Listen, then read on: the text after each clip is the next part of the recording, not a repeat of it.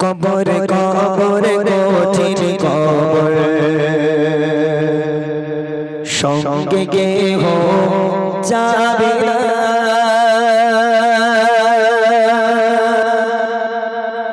কবর কবর কঠিন কবর সঙ্গে কেহ যাবে না কবর কবর কঠিন কবর সঙ্গে কেহ যাবে না সাপের পিছে খাবে কুড়ে সাপের পিছে খাবে কুড়ে সাথে রইবে খানা কবর কবর কঠিন কবর সঙ্গে কেহ যাবে না কবর কবর কঠিন কবর সঙ্গে কেহ যাবে না সাপের পিছে খাবে কুড়ে সাপের পিছে খাবে কুড়ে সাথে রইবে খানা কবর কবর কঠিন কবর সঙ্গে কেহ যাবে না কবর কবর কঠিন কবর সঙ্গে কেহ যাবে না আজ রাতের বেলা মৃত্যু হয়ে গেল ইন্তেকাল হয়ে গেল কাল সকাল সকাল মুয়াজ্জিন মসজিদে যাবে গিয়ে মাইকে ফু দেবে আর হাঁকবে আমাদের গ্রামের অমুকের বাড়ি অমুকের বাপ অমুকের মা অমুকের দাদা অমুকের দাদি ইন্তেকাল হয়ে গেছে আগামীকাল জোহর বাদ তার জানাজা দাফন হবে ইনশাআল্লাহ একটাবার মনের মধ্যে একটু ভাবুন একটাবার ভাবুন আজরাইল আপনাকে তো নিয়ে চলে গেল আহা মসজিদে এলান হয়ে গেল কত মানুষ আপনাকে দেখতে এলো দেখার পর কেউ আর মিষ্টির প্যাকেট সাথে করে আনলো না কেউ আর বিরিয়ানির প্যাকেট সাথে করে আনলো না আপনাকে আর খাওয়াচ্ছে না সবাই দূর থেকে দেখছিস মানুষটা কত ভালো ছিল মানুষটা চলে গেল কিন্তু মানুষটা তো ভালো ছিল যেটা দরকার ছিল সেটা তো মানুষটা করেনি কখনো নামাজ পড়া হয়নি লাশ নিয়ে চলে যাওয়া হচ্ছে কবরস্থানে নিয়ে যাওয়া হলো বিসমিল্লাহি ওয়া আলা মিল্লাতি রাসূলিল্লাহ বলে কবরে শুইয়ে দেওয়া হলো দেওয়ার পর যখন বাঁশগুলো চাপা দেওয়া হয় চাটাই দেওয়া হয় মাটি দেওয়া হয় আস্তে আস্তে আস্তে আস্তে আলোকময় কবরটা অন্ধকার ভিড়কুট অন্ধকার হয়ে গেল সবাই 40 কদম চলে যাওয়ার সাথে সাথে আপনার উপায় কি হবে কবি লিখছে দেখেন মসজিদে এলান হবে জোহরেতে জানাজা জোহরেতে জানাজা সারা জীবন আয়েশে আরামে করেছো নামাজ কাজা করেছো নামাজ কাজা কি যে উপায় হবে তোমার কি যে উপায় হবে তোমার তওবা পড়া বলো না কবর কবর কঠিন কবর সঙ্গে কেহ যাবে না কবর কবর কঠিন কবর সঙ্গে কেহ যাবে না সাপের পিছে খাবে কুড়ে সাপের পিছে খাবে কুড়ে সাথে রইবে খানা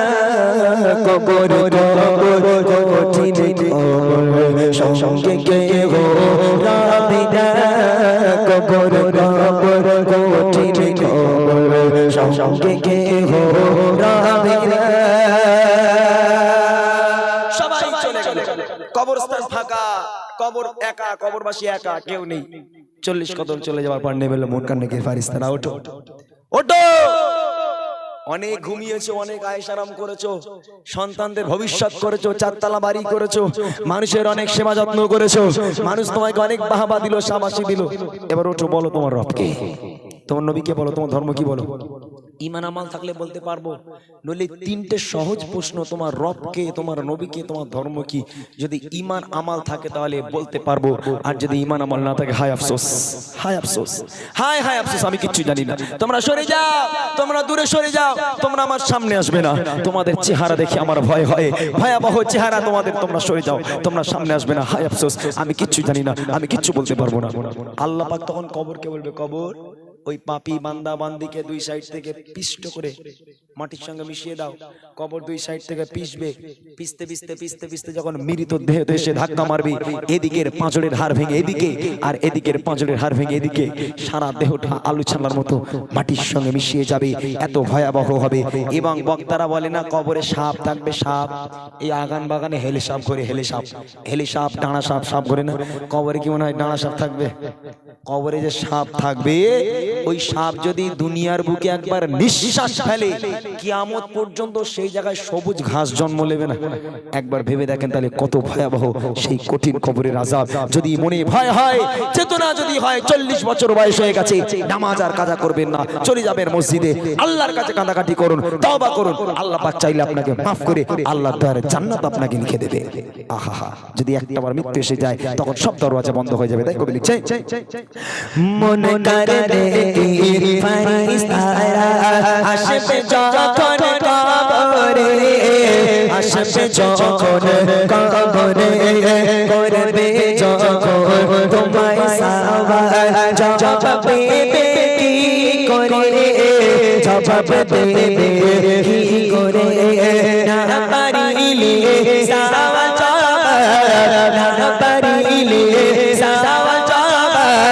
কি হবে ভেবে দেখো না। কবর কঠিন খবর,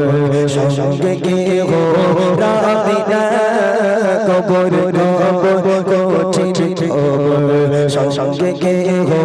রাবে না। সাপের পিছে খাবে কুড়ে, সাপের পিছে খাবে কুড়ে, সাপের পিছে খাবে কুড়ে, সাদের ওই দেব কারা। কবর কঠিন খবর, সঙ্গে কেহ রাবে না। কবর কঠিন খবর, সঙ্গে কেহ রাবে না। কবর কঠিন খবর, সঙ্গে কেহ রাবে